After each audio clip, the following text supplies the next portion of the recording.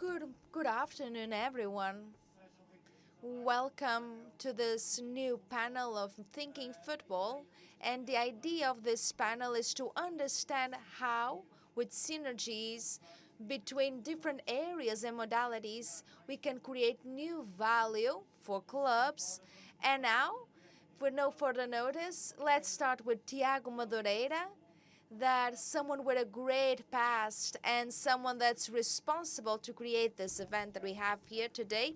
And Tiago, I'm going to start with you, asking you, for a long, long time in this industry, we had this habit of going with the fans and with the people on the football, volley, of surf, as if they cannot connect and touch each other. But to say the truth, it is noticeable that things have to be different. So I would like to ask you directly, how do you see what type of crossing can football have? And we have to think in other modalities and other areas. How do you see that in football we have this type of synergies in football? To make a small introduction, just to greet my colleagues on the panel, Marco, Piers, and André, congratulate for the amazing job you guys are doing. Also to thank the league for the invitation and to congratulate all the team from Liga Portugal and its partners for this amazing event that it's already a reference not only in Portugal but internationally. So I think all of you are surely happy what you build, and a big word of congratulations. Falando em português. And now, speaking of Portuguese, E tem aqui outro exemplo que poderia dar. Well, I think that the big thing has to do with what football, talking about football, can inspire itself on and to adapt in order to get its reality. It is the sporting activity with more revenue, and it's still quite conservative also. Big revenues are divided in three groups: commercial, match day, then sports media rights. Just to share an idea, a recent study from recent research points out that revenue based on sports media rights will reach $85 billion in 2025, so it's 75% more. Just to see how this has increased, caused by the issue of the entry into tech companies and this transformation of the reality of digital consumption.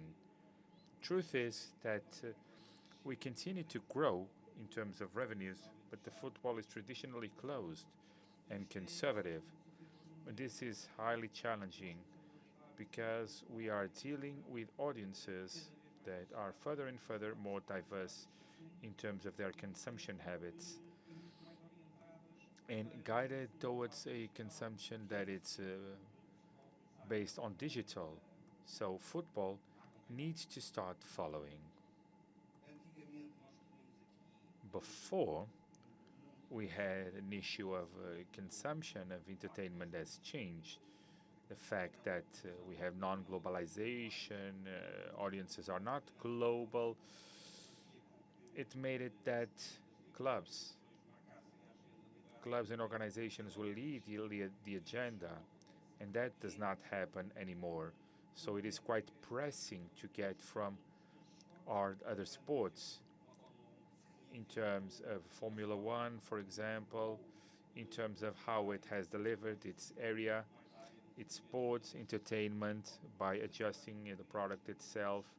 So I would divide this in two aspects. The thing that we need to redesign, talking about the issue that it's painful that today we are still debating the access to intervenience, the access to players, the access of coaches to or managers to flash interviews. So it is mandatory to have an openness of athletes and agents and the main actors that can deliver a lot more on behalf of a joint strategy, what we see in other modalities. For example, It's hard to understand that a manager doesn't go to a flash interview because emotionally they are destabilized when we see a MotoGP pilot 3 or 4 minutes after driving at 350 kilometers an hour, they go and give visibility to brands. So it's not something that I take lightly. We need to think about the broadcasting that we have today in football, which is once again something that we can overcome. Things such as having access to real-time communication by cameras and microphones in players, and this is pivotal. Referees to boost consumption and the broadcasting. We are going towards multiple productions where the user can customize its own way to watch the match or whatever is being provided, either choosing cameras, whatever. I will be the one that, or the user will be the one who will decide how they want to do things, to have real-time interaction models during the matches. We have some examples that are not in competition, Kings League, for example, so it's important that football is adapted and to understand how they have the consumption of live mentions for platforms such as Twitch. They want to be inside, they want to be part of it, they want to be connected, they want to be as a group and to interact in real time. Smart stadium, something that you have discussed, and it is almost medieval. So it is very important to invest on smart stadium, to work on the fan journey, and well, to increase how cross-sectional the audience is. Football is the only sport where they invest talking to their primary audience, and their primary audience is the ones that are faithful. They will always be there. They are loyal. There's a lot of effort, a lot of money to those who will always be there. Bringing me to the second thing, creating a strategy, focused, consumer-oriented, knowing that they need to be at the forefront, and all strategies need to go towards that issue. One thing that is quite important, which is the day-to-day, is golden recognition of what is the database of our followers, the knowledge, the tracking of our fans, being able to know, to discuss, to be in permanent connection with them. Once again, I think that we are light years away from other activities, entertainment like music. So we are quite far from it. So we really need, in terms of what is also important, which is a communication that is digital via social media, I'm quite critical in terms of the dependency that clubs have from social media, because clubs are creating audiences, but these are audiences that there is some engagement, sure, but cannot be controlled. They are not ours. Before I came here, I was reading an interview by Marco. Juventus has 150,000 followers in social media, but to go to a segment of those followers, they need to pay the platforms. And the platforms have the database of Juventus, and if they want to sell that database to competitors, we will be creating it in order to sell it later. And this is very important for them to invest in D2C, direct to consumer, OTT, apps. This is the most pivotal thing that we have at hand. We need to be able to forward what we do in order to know to whom we are addressing and what we wish to say. There are other things, I think that we have other things that are important, Web3, the emotional transfer of players, of the link, of the emotional link being transferred into players, and how do they adapt. So I will try to keep it short. do apologize. André, Sporting is surely more than one of the three great clubs in Portugal. Always had this eclectic concept in a world and European performance that is top notch. So, by nature, the club and the brand have this diversity. Question is, when the subject of this panel is convergence, and how do they have synergies and optimization?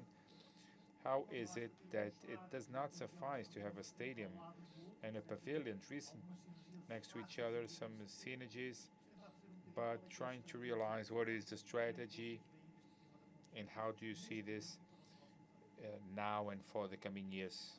Good afternoon, thank you. Let's get back to basics. At the end of the day, what we try to do and any organization tries to do has to do with the basic principle of creating value. If we don't, we will hardly create an interest in all direct and indirect consequences that lead to revenue or greater revenue. I think that the path of Sporting and what they have been doing is based on delivering a job to be done, based on three pillars or three dimensions, which is the more functional one. And the one that I think are the main traits of sports is that the vast majority of clubs in the market, the American market is different from ours, also the English market, it's in a different path, but for a long time, an organization, what they have as the main goal is that the client becomes a fan, recommending the product to all. So it's important to have an emotional relationship and, if possible, a behavioral relationship. We talk about purpose, the raison d'être, and I think that sports, and especially sporting clubs, have a specific trait, which is they have fans before they have clients, so that emotional relationship is already there. I used to see something that is to have clients tomorrow, you need to have happy clients today. And I think that football and sporting clubs forgot about this. They are now working beyond the organic engagement and emotional and normal that a person goes to the club. They are working on the functional area in order to have an entertainment ecosystem, like Tiago said, that it suffices to see the example of the US. But because there was a private entry of capital that existing massively in different manners, especially needed by the market of the Premier League, with a huge revolution in terms of the evolution of football and the sports as a whole. Once again, coming back to the subject of convergence and to be eclectic or not, this is to create value in the medium and long term, but it's a basic access that more than just segmenting or getting to different segments pertaining the different sports. It comes from a value proposal, which is what does it mean to be sporting? And sporting has a unique characteristic of all of the clubs, which is anyone can be a fan of a club for reasons of emotional affiliation, but those who are a fan of Sporting is because they believe in the values of the club. So there is a purpose. There is a purpose. I know that we talk about purpose a lot, but this is what we try to recover. There is, in fact, an item that we try to have in anything we do, which is coming from that basis, which is there is a clear purpose that sporting fans have associated to our values, our way of being, and all of that is a driving force facilitating that issue of the behavioral pyramid that we have. So we are working on the functional side of things, being a professional organization, just like we have in the US and the UK, of closing the ecosystem of creating value that I think was a bit forgotten because we had fans and there is an emotional relationship. And we are always working on this basis of trying to break this paradox of the fan And I think that that is the change of paradigm that we are seeing in sports, because we are able to do what not a lot of brands can. Many brands wanted to have the emotional engagement that we have, and that comes organically, something that we already have. So to work upon it, of course, there are pros and cons, but this is associated with the issue that I belong to a club, there is rivalry, there is competition, and so there is a difficulty in terms of expansion of what is our universe into a greater universe for issues of sporting rivalry. There are many ways to do it. Let me share an example, which is quite recent. We had an association with a triangle Sporting, Cristiano Ronaldo, and Nike.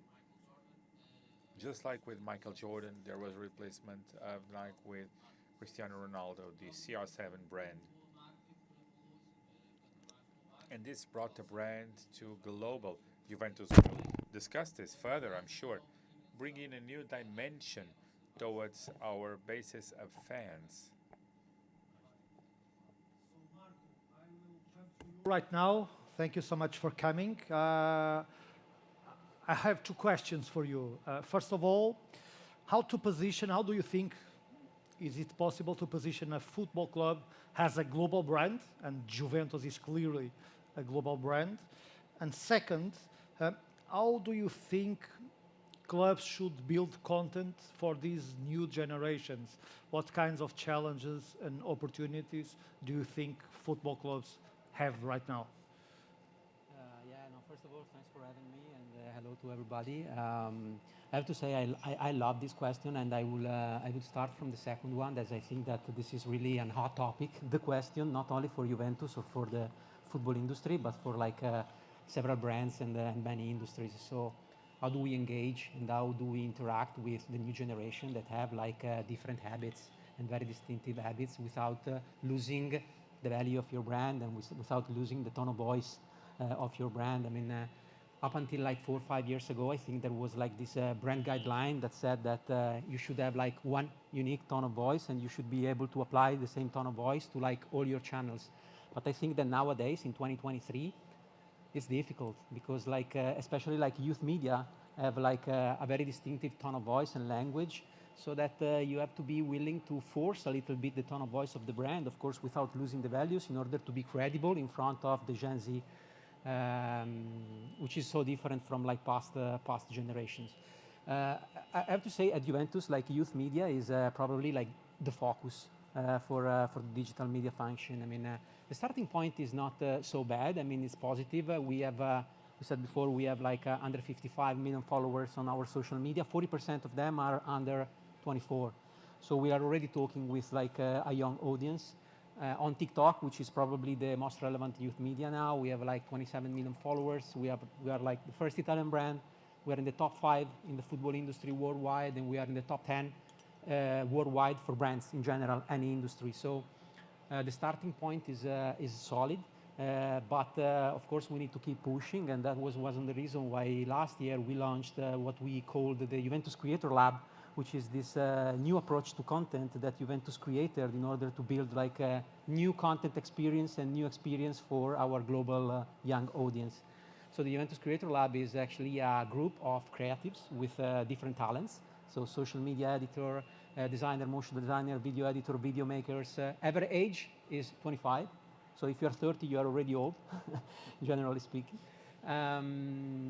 They joined forces in a single production center that we are also building, from a physical point of view, in a new way, you know. So we are going more towards, I have to say, a sort of LA influencer house or a gaming studio, rather than, if you see what I mean, a traditional TV studio with a big desk at the center, you know. So this is the direction that we are taking, and this is how we try to build a new content experience for a young and global audience.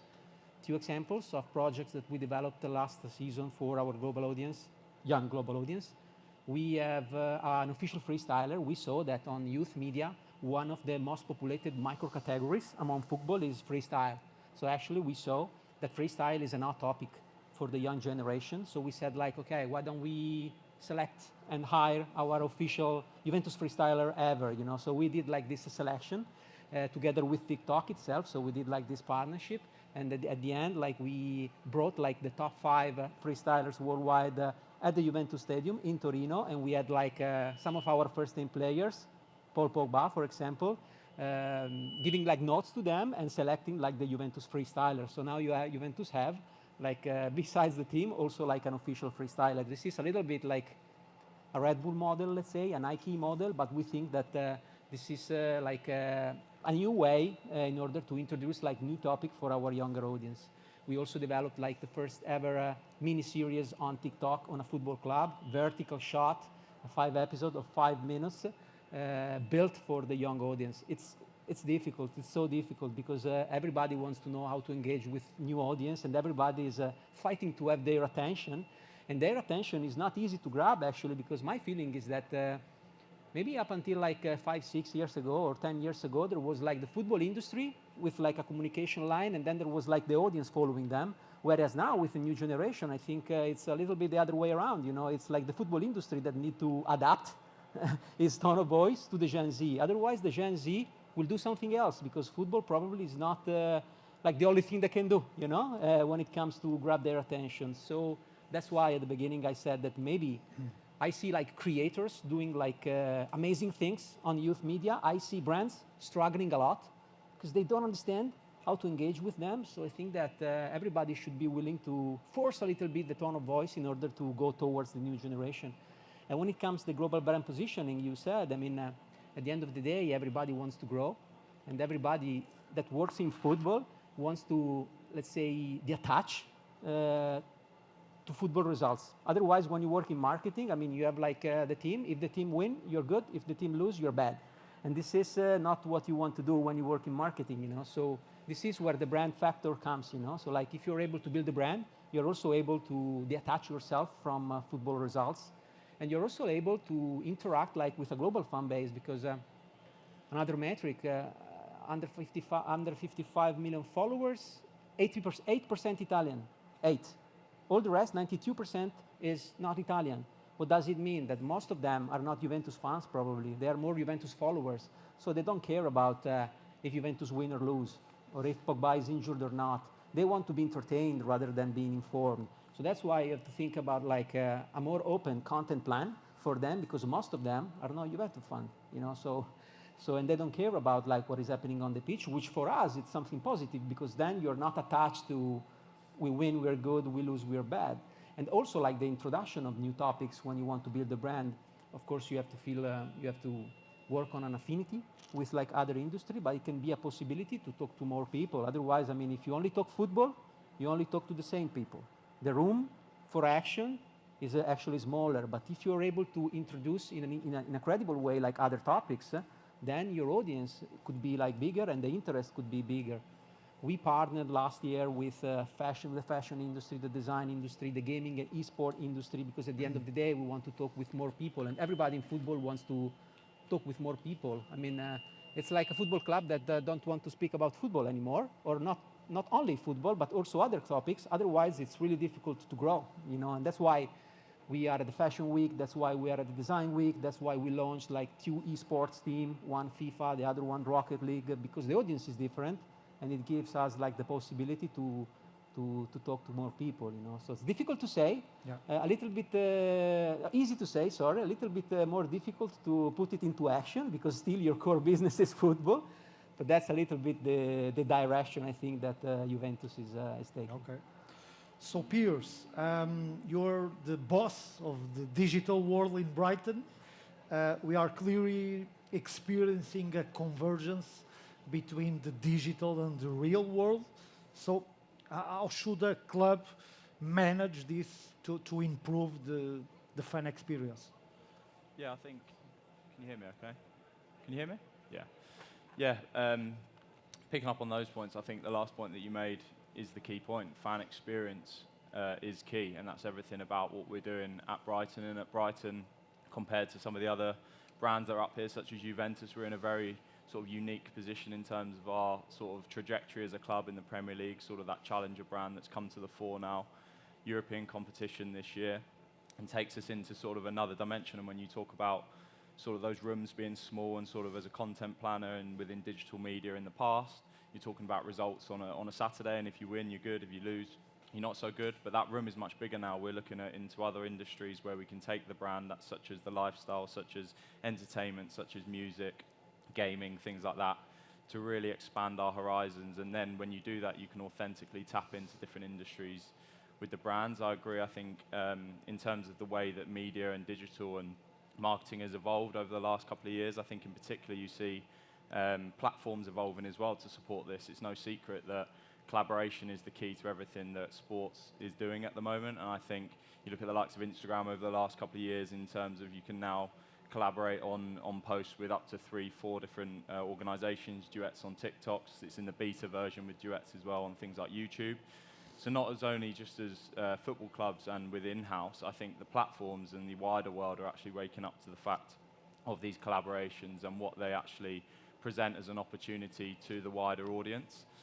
Through doing that, and what you say in terms of how do we quantify that and how do we look to go about that, I think there's always sort of a two-stage approach in terms of you're always going to have your core fan base, such as what the guys have already alluded to in terms of your die-hard fans that come to your stadium every game, every week, and are across the board, across all of the detail of the club. That equates for a lot of football clubs around 1-2% of their global audience. So what are we looking at doing with the rest of the 90%, 98% of the audience and above that can't attend the match days? How are we delivering the Brighton and Hove Albion experience to the 98% on a match day like we do to the 2%? And that's where the digital and the content plan and the cross sort of convergence across different industries can come into play, and serving different pieces of content with a real sort of different piece of content, different formatted across different platforms, as we now slip into what is a real convenience culture for a lot of our fans. Like Marco alluded to, I think, similar to us, over 90% of our audience are from international now on social media, so we have to tailor our approach, whereas 5-10 years ago it was completely different, and a larger majority of our audience were from the UK, were well invested within the club, and we're at a different stage of their customer life cycle. So we're meeting new fans for the first time at different digital touch points now that need a completely different digital journey and digital strategy to integrate them within the club to get to a point where they're near the 2-3% that we already have and we've already nurtured. But I think, to your point, Daniel, in terms of how we look to go about that, I think data for us at Brighton is key. So understanding your audience, so having that digital infrastructure in place, and that data strategy goes a long way to alleviate a lot of the headaches that I'm sure a lot of us will probably share in terms of at football clubs. Data is king for me, and if you don't have it under control, it leads to a lot of overwhelm with the amount of sources and the amount of touch points that you're actually across on a day-to-day basis. And then if you're going to integrate international strategies and new features within esports and things like that on top of a non-solid ecosystem, you're going to crumble very quickly. So having those touch points linked up is fundamental for us. That then allows us to put a face to our audience, build audience personas so we know more about them. Then we can leverage those in terms of what content they're watching. We can push more of that content. We can then open up things like monetization as well, which comes after the engagement phase, which is linked to the revenue topic that we've discussed. Know more about your fans as well gives you a more credible and rationale to when you're projecting to sponsors and forecasting to new partners to come on board, that you can actually deliver on their investment and how you can actually look to do that. So data is sort of what we go back to as the key, and it's sort of a two-pronged approach in terms of our growth with that. It's one, you have the strategic markets, which is really our core club markets, and we went to, with our partners American Express, to the United States for the pre-season tour, the Premier League Summer Series, and out there, just an example of sort of that cross-collaboration was when we were out there, we met up with the New York Jets, the New York Mets, and also the Atlanta Falcons as well, and that's a good example of how you can meet other brands, meet other teams with a huge audience themselves, and authentically speak to the other audiences that they have captive and they have really engaged with their brands. Subsequently, talking about how you can strategically deliver that. Obviously, at the time, we capitalized on social, but I believe it's actually really timely in terms of coming out here. Yesterday, we launched ahead of the new NFL season coming this weekend over the next few weeks, our content piece and our longer form pieces with the New York Jets. That now makes us very timely. We've collaborated with them on the social channels so that we are now speaking to their audience at a real peak time and actually being part of the conversation, which I think a lot of this that we've talked about allows us to do now with this cross collaboration and this sort of consensus across all, allows football clubs and allows us as our own established brands to be part of more topical conversations at at key times. So I think for me, in a long-winded approach, it comes back to sort of knowing the data, having the strategy nailed down, and having that infrastructure in place in order to execute against the clear objectives that you make in this space. Meus caros, estamos a caminhar para o final. Peço-vos para esta. We are coming towards the end for the second round. Let's go a bit quicker in terms of your answers. Tiago, back to you. You're a bit late. Two quick questions. The first one is quite controversial, and this has not been arranged. So I was thinking that in March I had the opportunity. I was able to watch an NBA game in Boston. I had the opportunity to see Boston Knicks in the mythical The Garden, where I saw a very loyal game, which is the amazing show that we know of. And I drank 2 margaritas, $20 each. It was half a liter, the American version, XL size for drinks. And I'm thinking about the game, Sunday night, Dragon Stadium, FC Porto. No margaritas, because there is no alcohol. But I saw exactly the opposite of what you're supposed to see at a competition, because I saw a referee who was in problems. They were actually quite in problem, but I saw each team, each one of them, trying to deceive each other, trying to cheat. I saw managers in the bench cheating, and the audience was also cheating. This is what I saw, okay? So, question is, how do you see in the middle of all this debate that we are having here in terms of commonality, of consumer, of creating value? And you can be very quick in answering to this. I just want your opinion of those who are watching and worry about these kind of things. And the second question, we saw last year an experience from Liga Portugal, a connection to the music world, looking to a new shelf that has nothing to do with football, La Liga also doing it. And within this concept of crossover and cross-selling, how do you see this experience or this immersion of football in the music world? Trying to be very short in my answers. Honestly, it's a bit hard for me how negative we are in terms of the Portuguese league.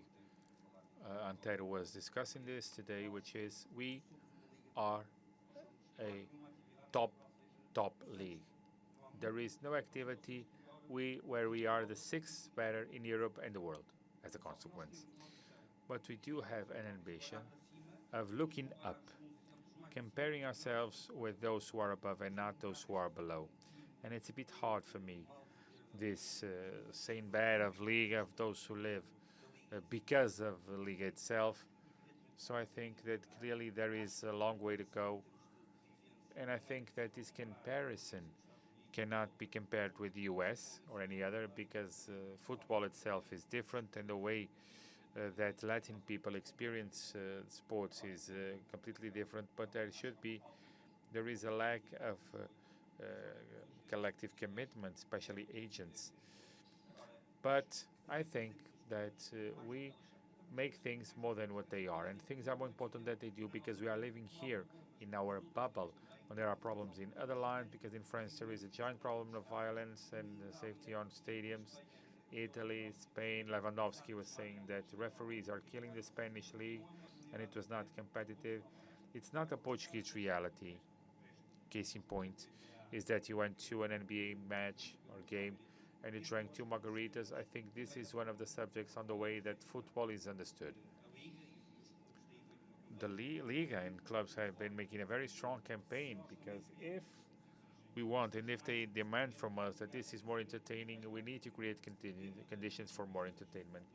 The subject of low consumption beverages in stadiums is something that it's abhorrent, because it stigmatizes the consumer, the same person who goes to the stadium and goes to the music concert. People believe that with my friends I can be at a music concert drinking a beer peacefully, but that I cannot do it at a stadium. So it's abhorrent, It's third worldly. It only happens in Portugal, so we must evolve.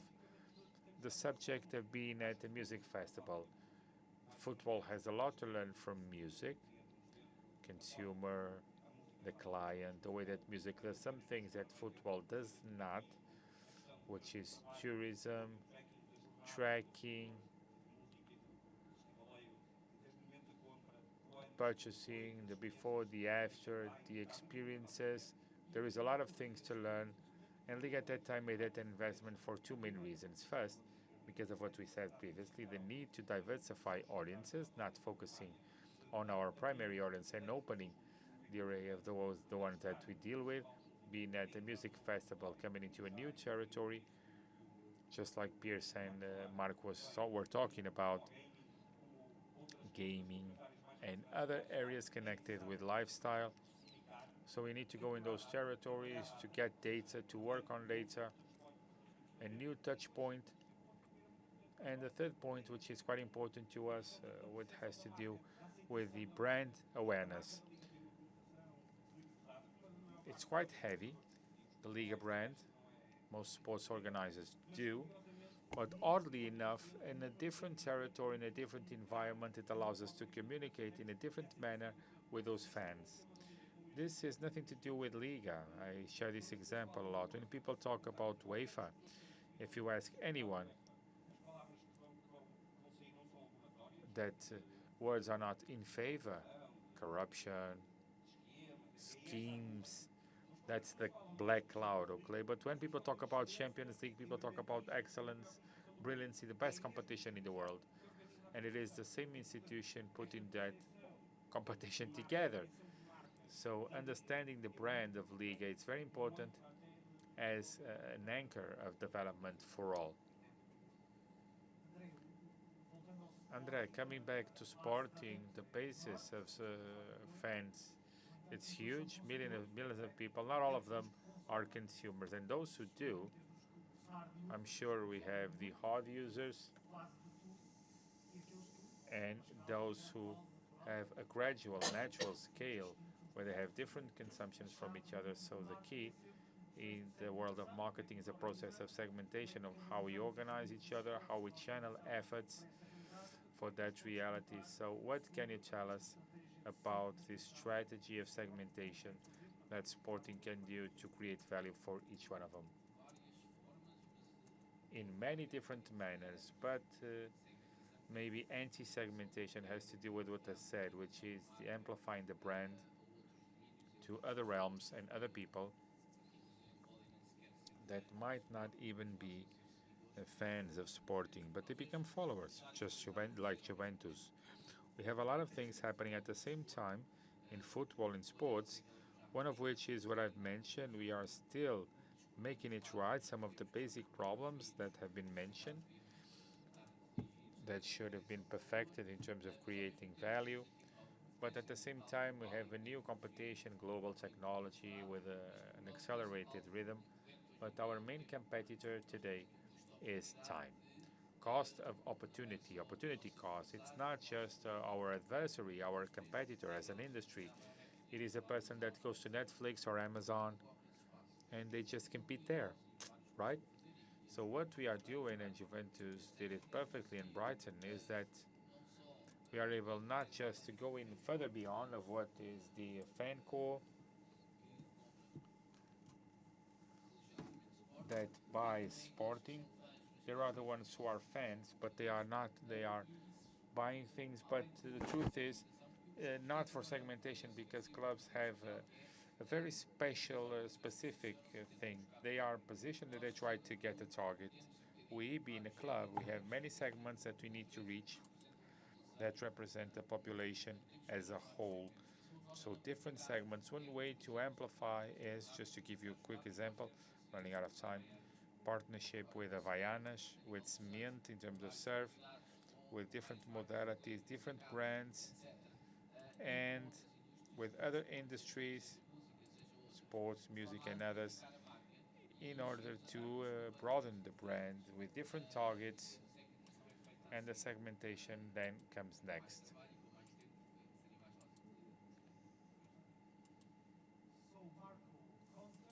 one of the most important concerns of football clubs these days. How do you think is it possible to generate more revenue from content, and what kind of opportunities and new business models do you think it's possible to have in the future?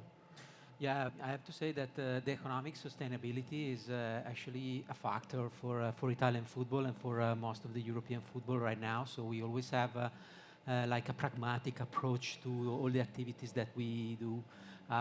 We see content as an opportunity, of course, to get exposure and to, as we said before, to grow our brand, but also to maybe generate new business models and generate new revenues. I mean, one example, last year with the Juventus Creator Lab, we produced on our own like a short documentary, a documentary on Federico Chiesa. Federico Chiesa is one of our main players. Last year he had like a very big injury. He broke his like ligament and he had like 8 months of recovery.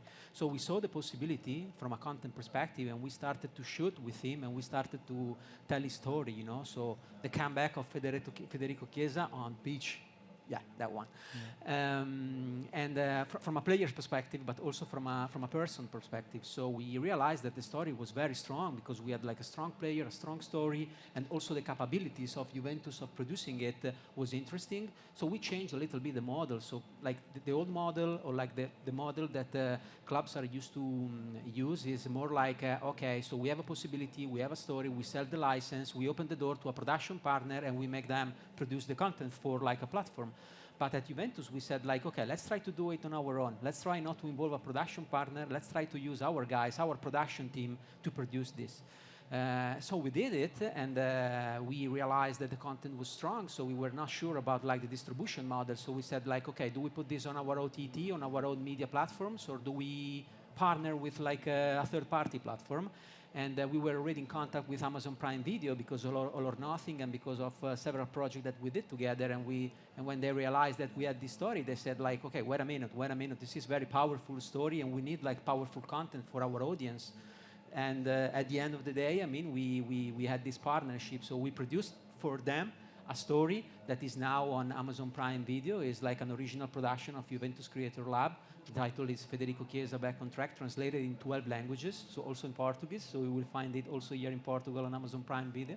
And it's an original production of the Juventus production team that on one side for Juventus generated like concrete revenues and exposure also. And then on the other side for the platform, Amazon Prime Video in this case, generate like an interesting content for their audience, because even if they are Amazon Prime Video, their capability of production is limited. So they also look for like other stories that others can produce, you know. So that was like a test, a pilot, but we were very happy about the pilot, and now we are in talks on the market with like all the main players. So Amazon Prime Video, Netflix, Disney Plus, Apple TV, DAZN, in order to understand, I mean, if they have content need, because on Juventus side, we have like powerful stories to tell, and we also have the capability to produce them now. On the other side, we have platforms that are starving from content, original content about sport. So we see this might be like a win-win also in terms of revenues.